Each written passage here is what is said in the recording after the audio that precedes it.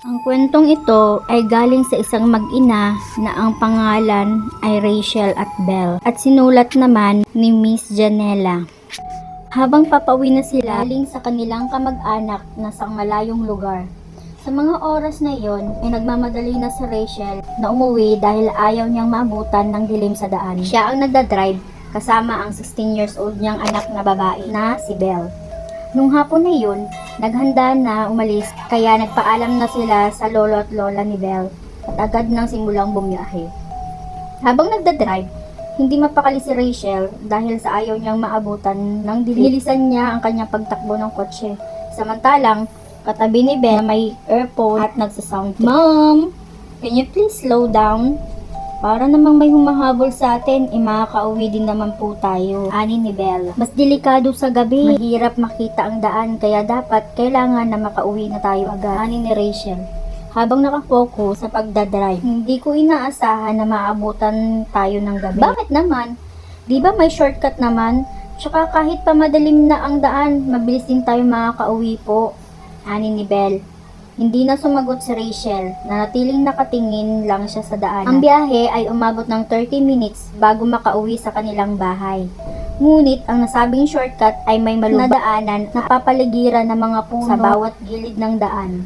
Walang street light gabi, kaya napakadilim ang daan. Sa kasamaang palad ay naabutan sila ng takip-silim sa daan habang seryoso niyang ina.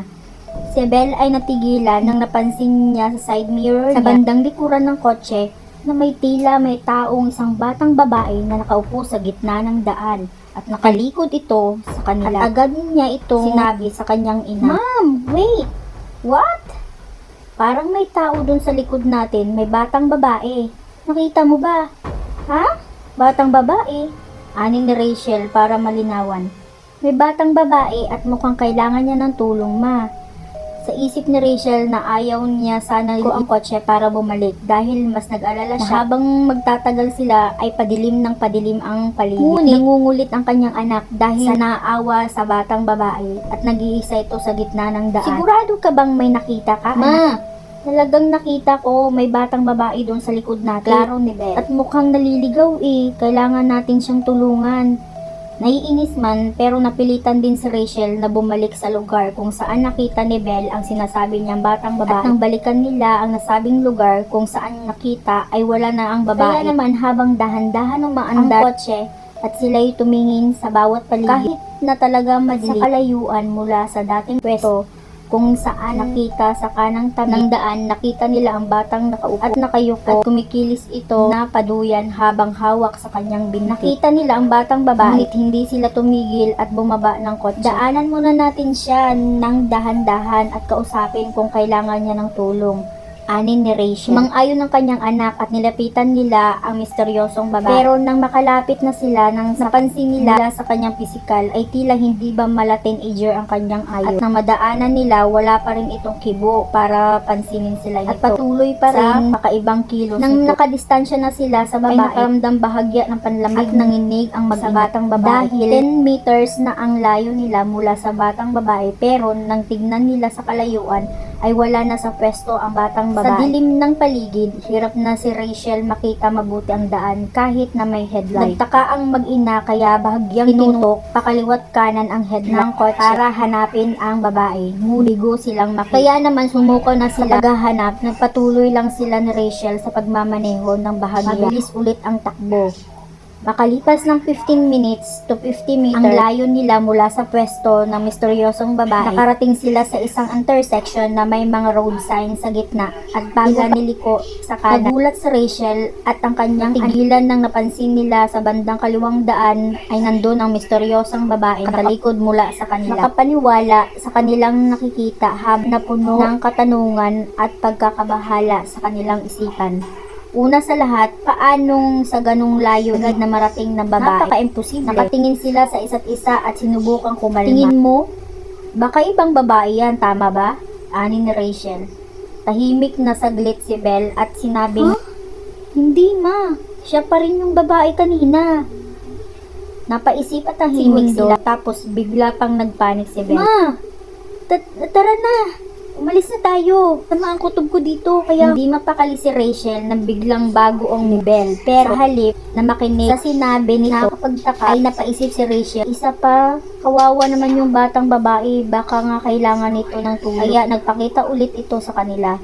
Kaya naman nagmaneho palapit si Rachel sa babae para malaman ang problema. Samantalang hindi naman ito nagustuhan ni Belle ang desisyon na kaya nagpupumilit ito. Sa mga oras na iyon, si Belle ay nabuo ang takot sa kanya at halos nagmamakaawa ng ituloy. Habang si Rachel naman ay dahan-dahan muli nadaanan ang batang babae nakaupo. Nang nakalapit na siya, tinigil niya ang kanyang sasakyan sa tabi ng babae, ngunit hindi nito pinansin. Patuloy lang pagduyan sa sarili habang nakaupo. Anak, ano ba? Hay, pwede bang buksan ang bintana? Kakausapin ko lang, ani ni Rachel. Ako nang kakausap kung ayaw mo. Hindi sumunod si Belle. Ayaw na habang naiyak na sobrang takot dahil ayaw niyang makita ang babae. Please, ma'am, let's just go home. Hindi maintindihan ni Rachel ang ibig sabihin ni Belle. Kaya naman, hindi na umabot para buksan ang bintana ng kotse para makita ang babae ng mabuti. At sa mga oras na yun lang ang naalala ni Belle na napatingin siya paitaas dahil sa kanyang ina. Sa lakas ng sigaw nito, napansin niya ang pagkakilabot sa mukha nito. Matapos nun, ay halos paliparin ng ang kotse sa pinapaalis na siya. Anong nangyari, ma? Ma, anong nakita mo, ma? Ani ni Belle, na halos napatala sa kinuupuan dahil sa bilis ng paandar ng kotse.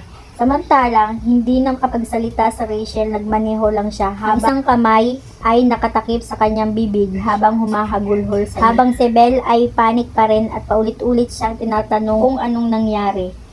Pero, nang ilang segundo, sinabi ng kanyang ina kung anong nakita. Wala siyang mukha, kulay itim, blanco, walang mukha. Nang malaman ito ni Belle, umiiyak din siya. Makalipas ng ilang minuto, nakarating din sila sa bahay at nagyakapan matapos at tumawag si Rachel ng pulis. Ngunit hindi niya masabi o maipaliwanag ng ayos sa kanyang nasaksihan dahil maisipan siyang baliw. Kaya naman sinabi niya lang na may babaeng minor de edad at ang kanyang kasuotan na naliligaw sa kagubatan at sinabi niya din ang eksaktong location na huling nakita. Mga pulis at ibang lokal na barangay ay sinugod ang kagubatan at daanan ay pagtulungan upang hanapin ang nasabing babae. Ngunit sila ay nabigla. Salamat. Please po, thank you for listening.